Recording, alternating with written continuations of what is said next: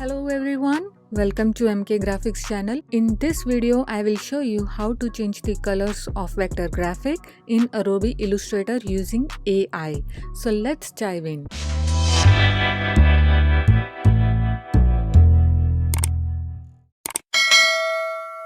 I started by opening a free vector file from Adobe stock.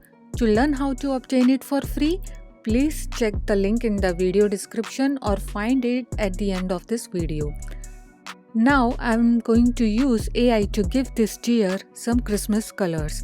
I will also use this vector to create a Christmas card later. Next, I will select the deer image and click on the Recolor tool.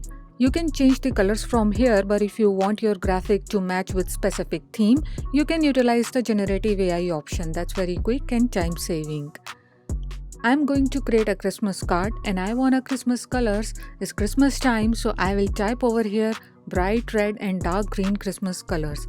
I used this before in various projects, so it's showing over there, and click on generate. It will display various color options. I'll choose this one. And now I don't have to worry about which shades of red and green to use and which goes with the background. It's provided me the perfect color combinations that I wanted.